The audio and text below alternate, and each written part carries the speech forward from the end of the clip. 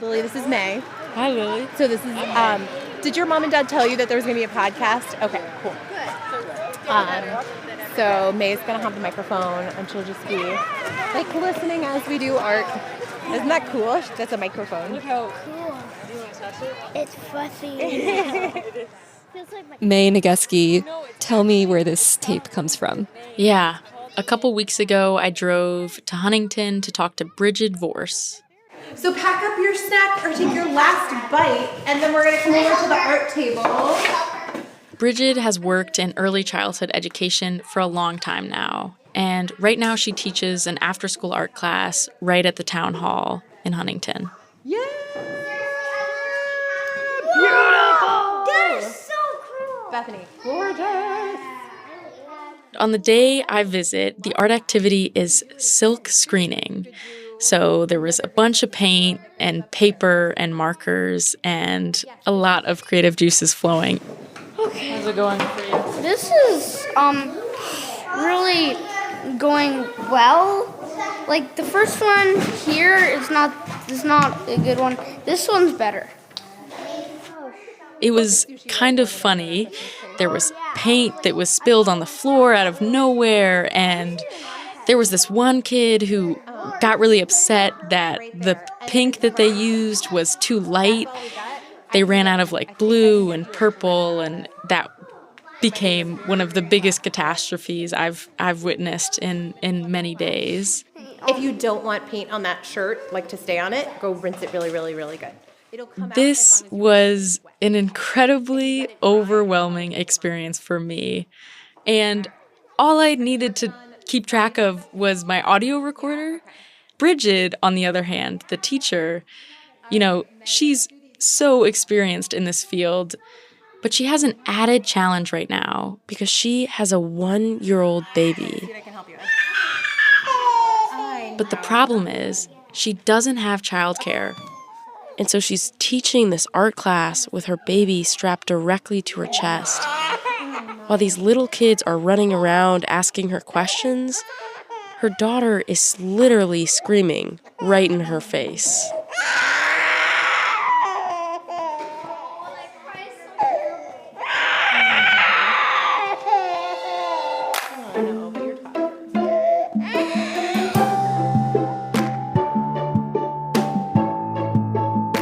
From Vermont Public, this is Brave Little State. I'm Angela Evansy. Here on the show, we answer questions about Vermont that have been asked and voted on by you, our audience, because we think our journalism is better when you're a part of it. Today, I think it was that article in 7 Days that talked about an 8-month, 10-month, year-and-a-half waiting list for kids, and that's what sparked this question. a question about Vermont's childcare crisis and what happens when families who want childcare and can maybe even afford it can't get a spot. What do families do when they're on the waiting list for childcare? They have a baby, they have a young child. Then what decisions are they forced to make in those circumstances? What are the trade-offs? How are they managing? Our winning question asker is Julie Cadwallader Staub of South Burlington. Her children are all grown up. In fact, she's a grandmother now.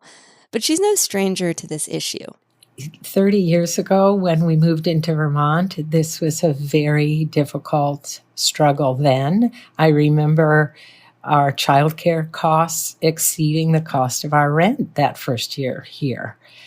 And now I have neighbors 2 doors down who are struggling with the exact same thing, and maybe even more so.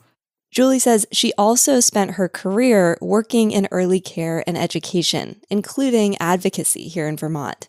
She's still a member of Let's Grow Kids, which pushed hard this year for legislation that would pour an additional $120 million a year into Vermont's childcare system. Legislation that became law just this week. There's been so much advocacy about it, and that has again sparked my curiosity. I've just been really curious about how people are managing this now. To answer Julie's question, we meet 4 families who are making it work, or trying to, each in their own way. Brave Little State is a proud member of the NPR Network. Welcome.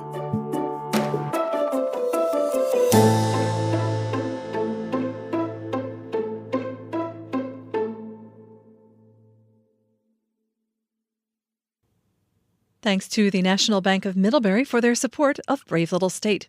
National Bank of Middlebury, a locally owned bank with a focus on serving families, supporting communities, and helping businesses grow and succeed. Serving their hometown of Middlebury and West Central Vermont since 1831. Learn more at nbmvt.com. And Windows and Doors by Brownell, offering Marvin window and door solutions for new build and replacement projects. Visit wdbrownell.com for inspiration. Well, Mae Nagusky, let's stick with you for the next part of this episode. Earlier, you introduced us to Bridget Vorse, the after-school art teacher who teaches with her 1-year-old daughter in tow. Can you tell us more about Bridget? Yeah. So Bridget joined a childcare waitlist a few months ago and hasn't heard back. They didn't even ask her name or anything. Like maybe just my email is auto added to a wait list. So that felt very odd. And also, we're so rural out here. There's not many games in town. Bridget also has a 5-year-old son, and he sometimes joins her classes, but on the day of my visit, he ended up spending time with another family. I did get to meet him, though. I tried to throw a joke his way. Do you want to hear a joke? But he's pretty shy. Bridget's daughter, on the other hand, not so much. So tell me about your visit. Yeah, Angela. I spent about 4.5 hours with Bridget, and I don't think I saw her take a break even once. Like, not even for my recollection to use the bathroom or take one of those big, deep breaths or go on her phone. All day long, every day. Like, this is my normal, don't stop, do a million things at the same time. So I just run on like caffeine and adrenaline all day long from when she wakes up at 5:45 until she goes to bed at like 6:30, 7 o'clock. And I usually pass out at 6:30 or 7 with her. Wow. Yeah. I think motherhood gives you like superpowers. It supercharges you and you can do anything. I remember lack of sleep being a trauma with my first child. Like when you have a baby and suddenly you have to wake up several times a night and then you get used to it. It's like your body reorients itself and that's your new normal. So it's been just like me and my husband, tag teaming everything for the last 5 years. During our interview, her husband Jeff showed up and picked up their son, and they talked about who was going to take their daughter and their dinner logistics and bringing the sun hat to practice versus not. And from what Bridget told me, that's sort of what a lot of the conversations have sounded like for them for the past 5 years. I feel like I rarely see my husband. I usually fall asleep during the little time that we would actually hang out. Those nights that I can stay awake and we're both just exhausted on the couch. Like, we'll look at each other and say, like, hey, like, I still love you. Like, you're still the one. So, yeah, like, we've had 5 dates in 5 years. I've had 1 night where I've been away from my son. That's it. Mae, obviously the question we're trying to answer in this episode is, how are families like Bridget and Jeff's, who are on a wait list for at least one child to get into childcare, how are they making it work? And what trade-offs are they making? So I'm curious what Bridget told you about what she thinks her big trade-offs are. Well, in a lot of ways, it's her own personal time and personal sort of dreams with her job. Bridget and Jeff moved to Vermont right after their son was born. And so because of that, over the past 5 years, she's prioritized childcare over a career and therefore has just picked up jobs here and there. Like working at the preschool, a homeschool pod for working at a perennial garden, 7 art sub position, being the local art teacher, which is one nannying, and this one. So over the past 5 years, she's worked 9 different jobs. So yeah, it's really hard. It's like an opening will come up. Like there's a woman in town who takes care of kids and she had an opening. And I was like, oh, there's an opening. I don't necessarily have a job to apply to for this opening, you know? So then do you just like sign your kid up and pay until you have a job? Or a job will come up and you're like, oh my gosh, I want to apply to that job. That'd be a great job. But you may not have childcare. So what I've been doing, because I moved here without a job prior to being in Vermont, is I've just been like taking the job that I have childcare for. Bridget also told me about some of their financial stress. Our dream is like, ooh, yeah, when we have childcare and when we have 2 people working, wow, can you imagine the freedom we're going to feel? Can you imagine the, lack of stress we'll feel in our life that's going to be living, So I'm like, always thinking about what's my next step? What's my next move? What do I have to do for the next thing? And that's just like so draining, in addition to keeping track of doctor's appointments, keeping track of, dentist appointments, school events, everything that goes into like the mental load of motherhood. She worked a lot of her life taking care of kids, and she feels as though now that she has her own kids, everything's telling her to just like push them off to another person to take care of them. And that really isn't the way that she wants to live her life. But because of that, she feels like there's all of these outside pressures that she doesn't really have control over. I have spent 3/4 of my life taking care of everybody else's kids and raising everybody else's kids, I feel like. And so there is a little bit of a bitterness in me that like to make all the pieces work, I have to pay someone else to raise my kids. And like that's a really hard, thing to swallow for somebody who has like spent my whole life raising somebody else's kids. Everybody stops you in the grocery store to say like, oh, enjoy it while you can. That goes by so fast. It's like, yeah, but why do we have to be stressed out about everything else when we want to just like be present and absorb these adorable little people in these years that they still want to hang out with us? So that breaks my heart. Like I'll get a little emotional about that, but just that financial stress and work stress and childcare stress detracts from this precious, precious time that we can't get back. Mae Nagusky. Next up, Josh Crane talks with a mom who has spent 2 years in waitlist limbo. Here's Josh. Welcome to our home. Just don't pet the cat. Okay. She doesn't like strangers. Sammy Gorton lives in Southbury with her 14-month-old son, Noah. Hey there. Farm animals? Oh, you have the hiccups. Can you say hello? Oh, nice wave. We get settled for the interview on the couch. Or Sammy and I get settled. Noah doesn't really do settling. Yeah. So moving his body, being outside, he likes to explore everything. He doesn't like to stay still. Every time I look up during the interview, Noah's doing something different. Playing with his helicopter. Touching my microphone. Sliding down a ramp. And now you're going down again. The energy level is impressive, especially since Noah and Sammy didn't sleep very much the night before. Sammy says it took Noah almost 7 hours to fall asleep. So it started at 8:30 and went all the way to 3 a.m. So I'm pretty exhausted. Mostly sleepless nights are unusual for Sammy. But being tired is not. That's part of balancing a full-time job with being what she calls a solo mom by choice. Sammy had Noah by way of fertility treatments.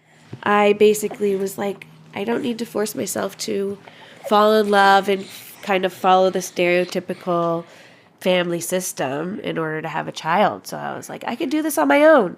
How early did you start thinking about or start planning for childcare?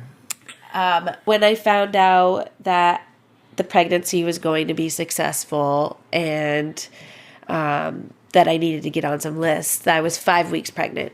And I got on 10 different lists in the area. It's been almost 2 years since then, which has meant a lot of waiting, but also a bunch of false starts. Like when her friend's mom tried to help out.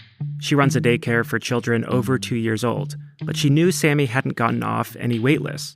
So she made an exception for baby Noah. The first 5 days went great, except they were also the last 5 days. Sammy's friend's mom realized it just wasn't sustainable. And that's when I was just going back to work. And so then I had no one, and I had to scramble. At one point, Sammy looked into starting her own daycare. She did receive a lot of interest from local families, but between insurance costs and other regulations, it just wasn't a viable option. I was very excited at the idea of being home with Noah and being able to care for other kids, but that was not something that I could financially sustain. Eventually, Sammy did get off one of the 10 wait lists she was on. And I had to really fight for that spot, and I got it. But her relief was short-lived. And then months later, they decided to close their doors to their infants and toddlers. So then we were back to waiting on the wait list. Sammy says they closed due to staff shortages. In between all these false starts, Sammy's mom filled in the childcare gaps. And she's still Sammy's best option right now. Yes, yeah. Except for when she has an appointment and I need to try to scramble for someone to watch him. Unfortunately, as a solo mom, it's really hard for me to pay people more than what I get paid myself. Sammy works for Washington County Mental Health Services, and she makes about $22 an hour. Which is pretty good. Childcares mostly are around $225 a week that people need to pay. Luckily, Sammy qualifies for subsidies, reducing the cost of care to around $50 a week. Of course, she needs to be able to actually find childcare in order to get the cost relief. Now, she's about to start a new job as a housing counselor. It's not going to solve her childcare dilemma, but she's looking forward to the work itself. I've grown up in homelessness and poverty, so it's really a passion to help people who are also going through that. When Sammy was growing up in Vermont, she and her mom moved around a lot. So just constantly moving due to either lack of housing, lack of ability to manage money, being evicted. We just kept moving. When I first contacted Sammy for an interview, she said, "I would have never imagined childcare being one of my most significant struggles." This is coming from someone who is the first person in her family to go to college, who went to great lengths to have a baby without a partner, and who's figured out how to raise that baby in a stable home. That's something that I wanted so desperately as a child. It's amazing that I could give that to him. Sammy just has a way of making things happen. But this childcare thing, it's been really hard. She's basically putting all her paid vacation time towards filling the gaps, and she's reliant on her mom in a new way. Now that she has Noah as a grandchild too, she's very motivated to being a part of his life and supporting me in helping him. And it's exhausting. It's my mom is on disability, so it is exhausting for her to watch Noah every single day. As for the possibility of childcare in the future, Sammy's not optimistic. This fall will mark 2 years of being stuck in waiting list limbo. She wishes more employers offered childcare for their employees. But until then, she has some advice for other people thinking of having kids. Yeah, get on wait lists as soon as possible. And then just keep reaching out, just checking in with them. Do you have any openings yet? Do you have any openings yet? Getting creative, talking to someone about the care that you need. Hopefully then they could find something through a means of spreading the word. I can't even think anymore. It's getting to be the end of a long day after a long, mostly sleepless night. Sammy says she has no regrets when it comes to being a solo mom, but that doesn't mean she never feels lonely. On nights like last night, I was just thinking how hard it is sometimes to not have someone who could just be like, here, let me take him, go take a breather, take a shower, come back when you're ready. It would be so nice if somebody could just ask me how I'm doing. One of the ways she gets through is by leaning on her village. That's what she calls her network of neighbors, family, friends, and doulas. I think connecting with people is very important, and focusing on your own mental health so that you can be there for your children and get through difficult times. I think that's really important. After the interview ends, Sammy and Noah walk me to my car. Want to walk down? We say our goodbyes. Bye. Bye. Bye, Noah. And I start to pack up my recording gear. Before leaving, I turn around. As if on cue, I see one of Sammy's neighbors step outside. He checks in with Sammy, plays with Noah, and then hands them dinner.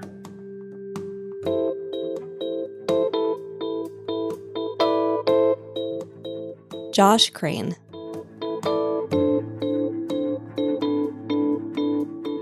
After the break, a stay-at-home dad who just hopes this is temporary. A mí me gustaría regresar a trabajar. Entonces, en un momento que se abre el espacio. I'm Angela Evansy, and this is Brave Little State.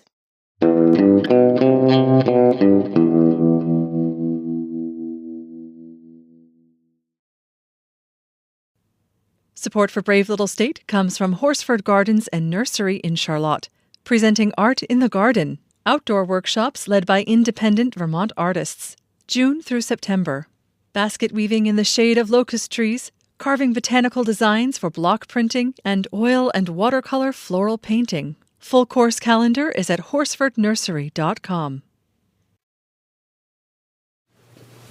Hi, hola. Hola. Soy Angela. Flavio. Hola, Flavio. Y Arturo. When I meet Flavio Jimenez Alfonso, he's holding his 6-week-old son, Arturo. Oh, qué lindo. Sí. Felicidades. Gracias. Apenas 6 semanas. 6 semanas. Oh, 6 semanas. Wow. ¿Y cómo es? Muy tranquilo, muy bien. Sí.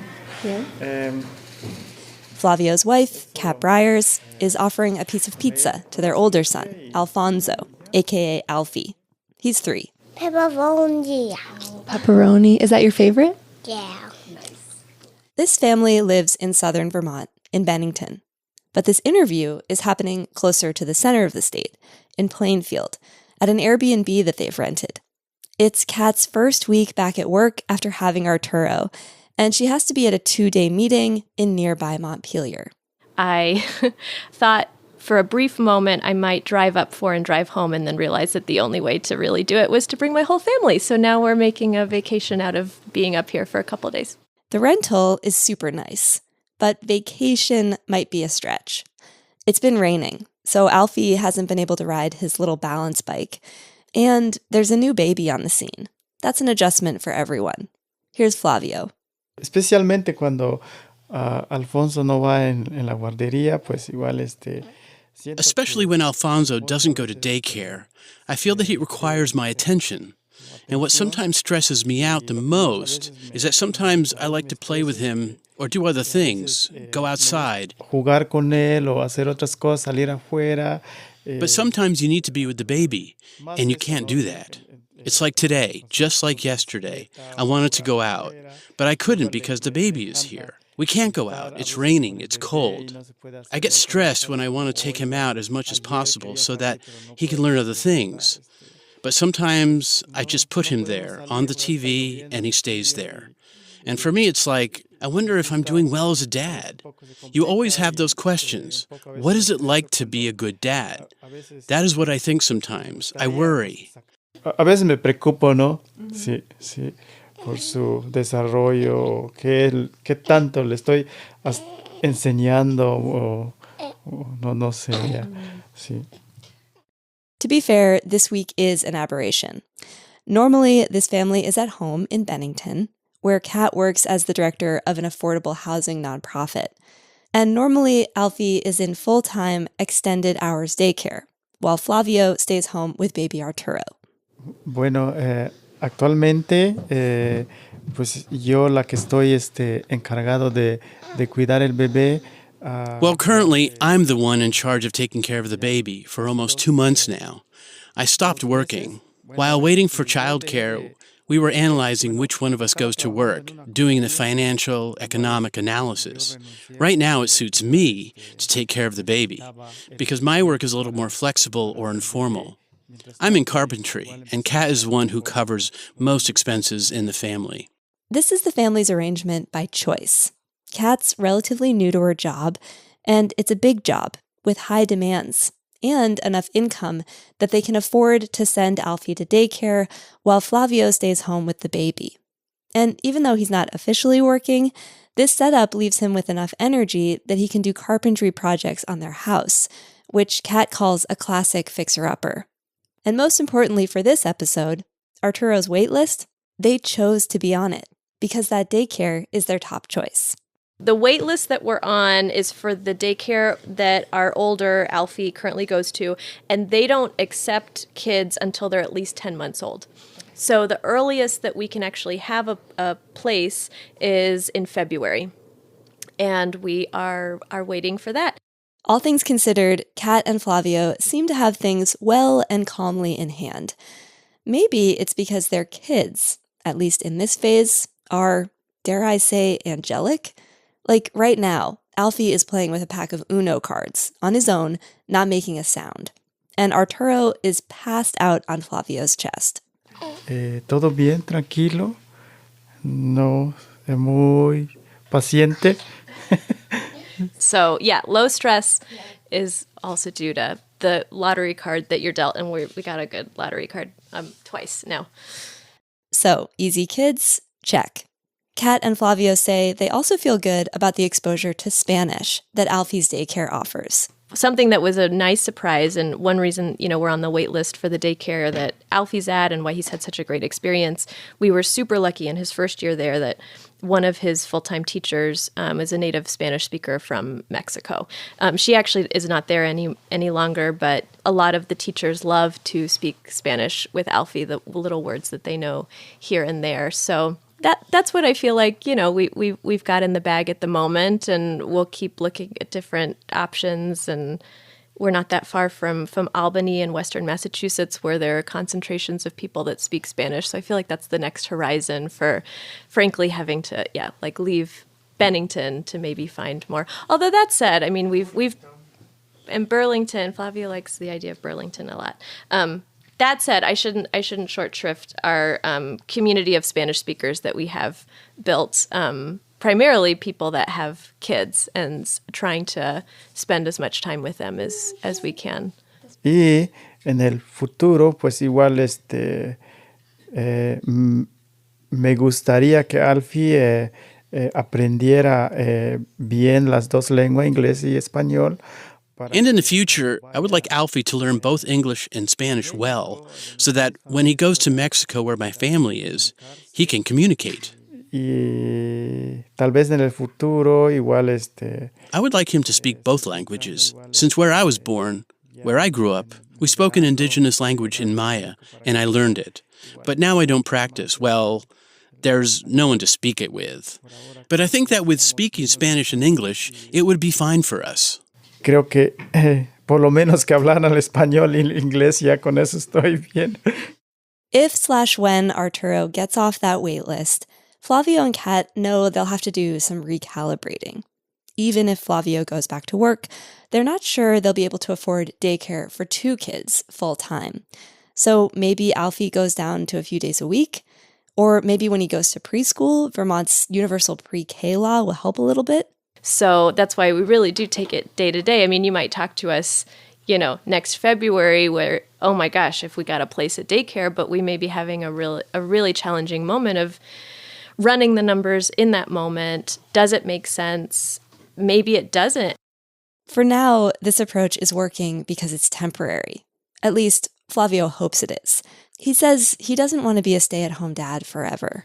A mí me gustaría regresar a trabajar. I would like to return to work. So when a spot is open, I would like to go back to work because I still like being there. Perhaps I'll feel a little better. Bien. Yeah. But no arrangement is perfect. Kat remembers that before they had a second, they were both working with Alfie in daycare, and it took a different kind of toll. We constantly were put in the position of having to talk in ways around basically the question of whose time is more valuable when Alfie got sick and despite being in daycare but had to be home from daycare. And that's the worst position to be in as a couple trying to have a healthy, mutually supportive relationship, is having to use terms that are basically, well, is your time more valuable than my time today?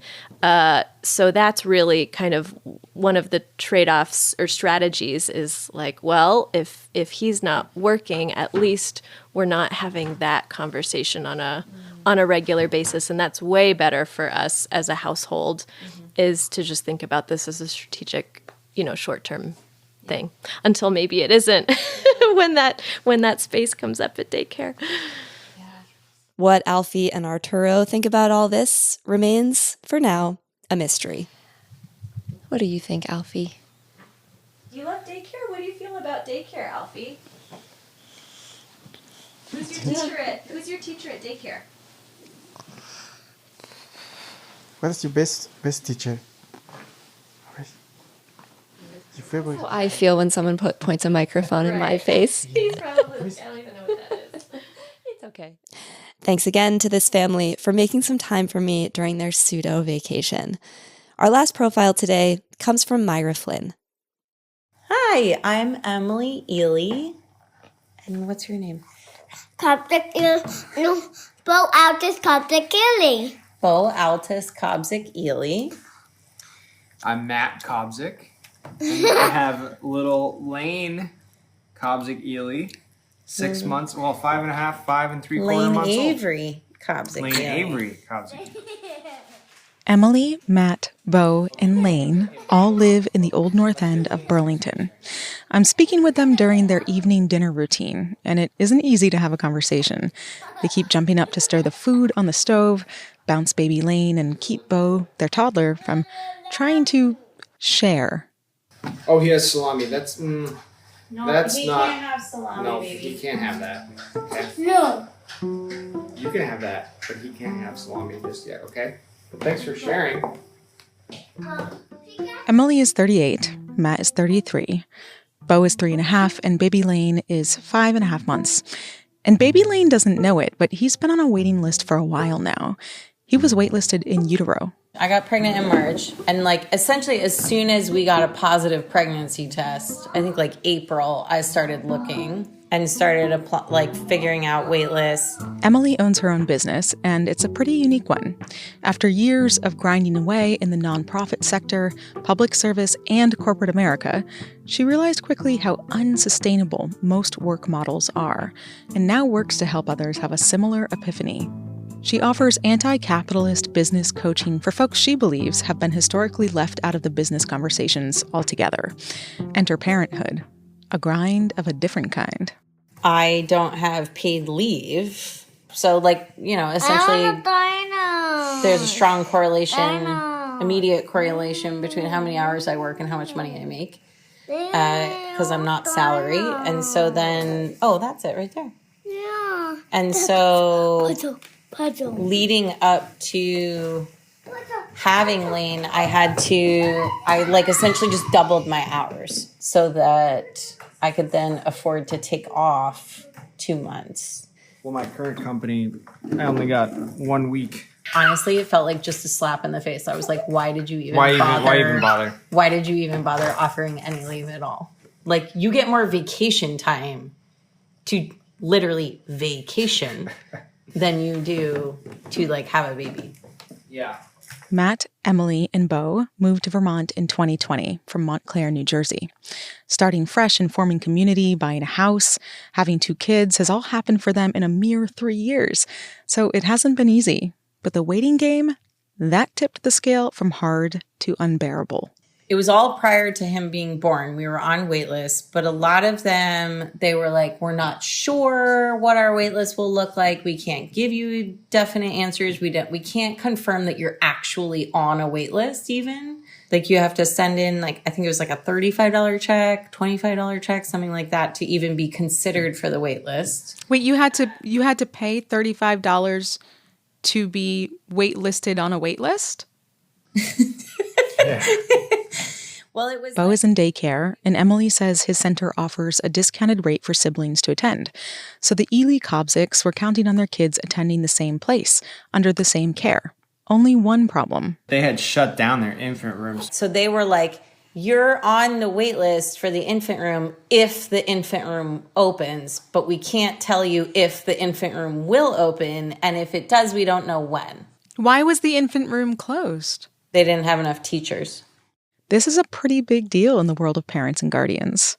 Infants who go to child care centers are so vulnerable, which is why federal regulations require infant rooms to have more staffing and extra care.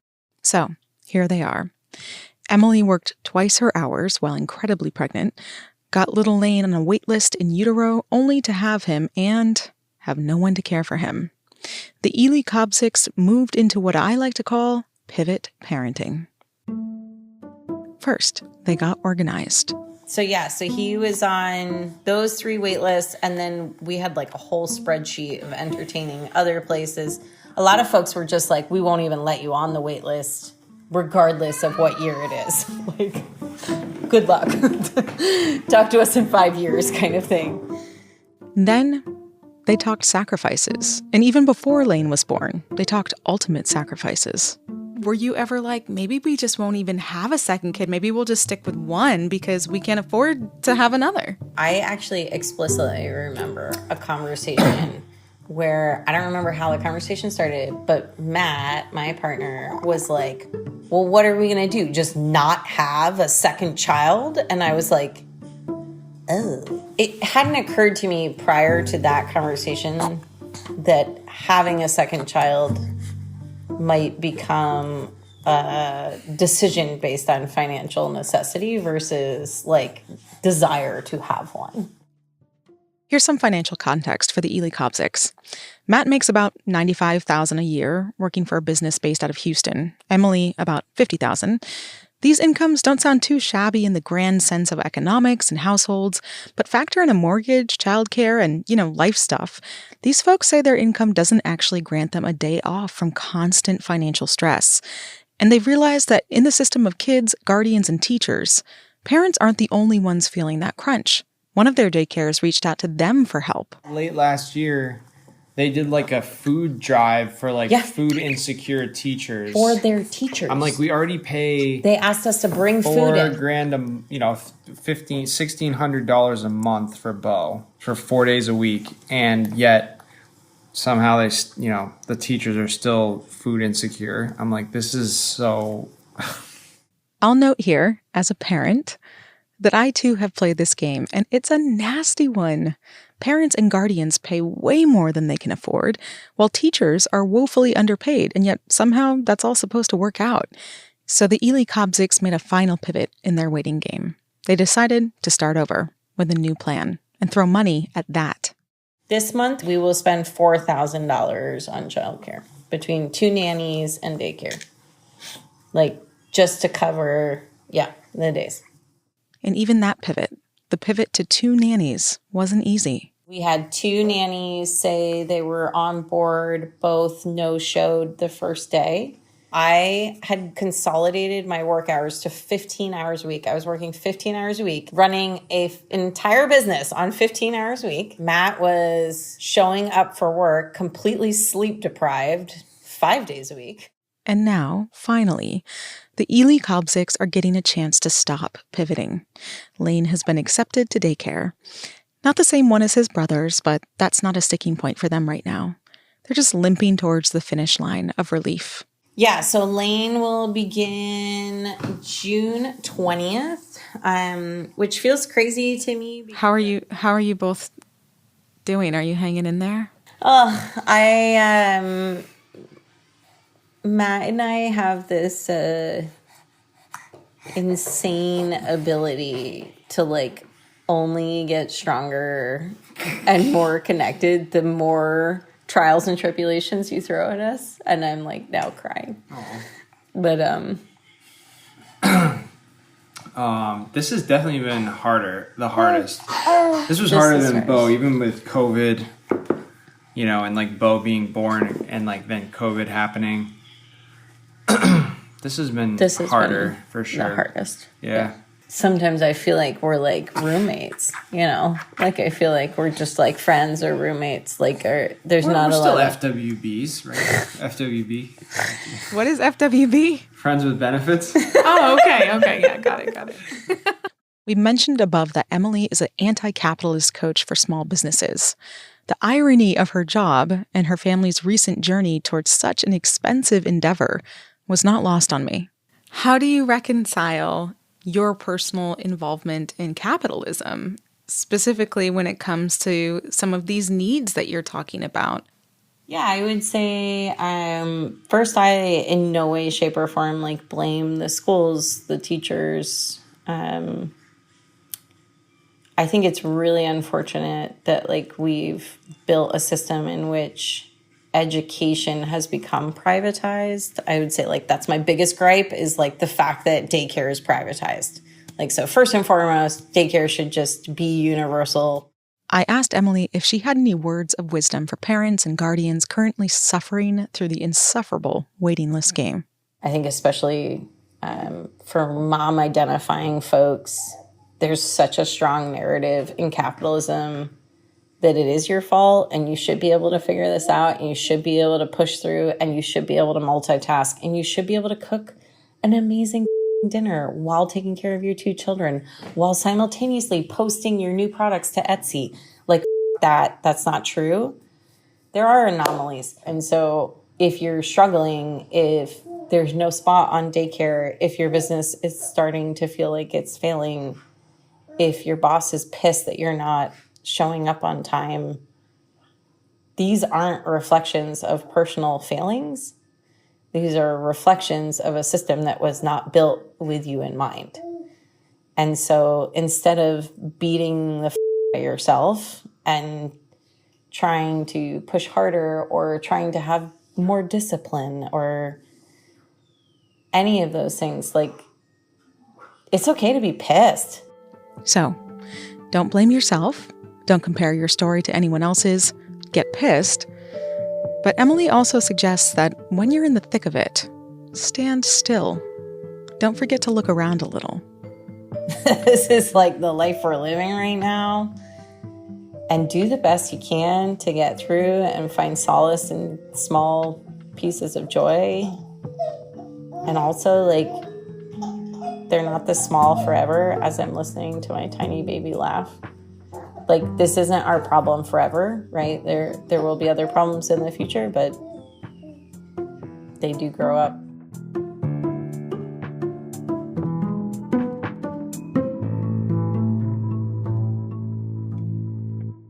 Myra Flynn.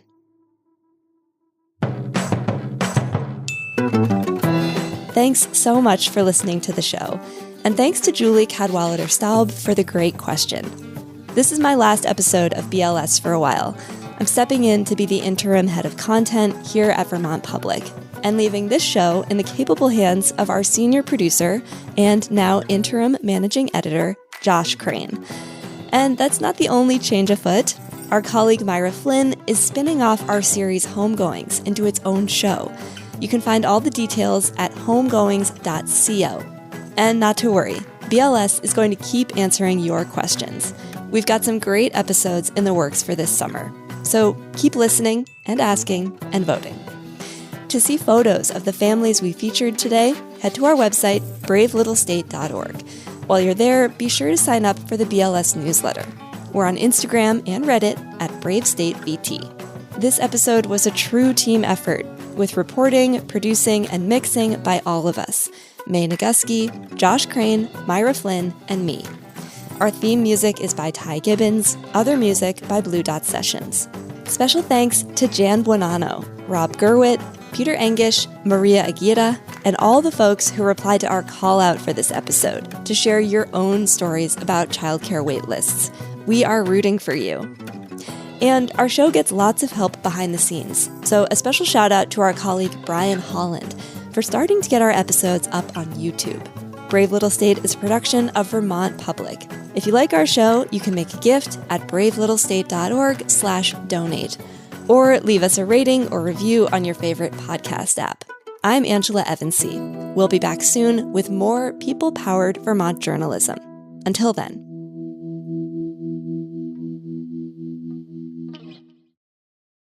From an Iraq War cover-up to towns ravaged by opioids, to the roots of our modern immigration crisis, Embedded explores what's been sealed off and undisclosed. NPR's original investigative podcast reveals why these stories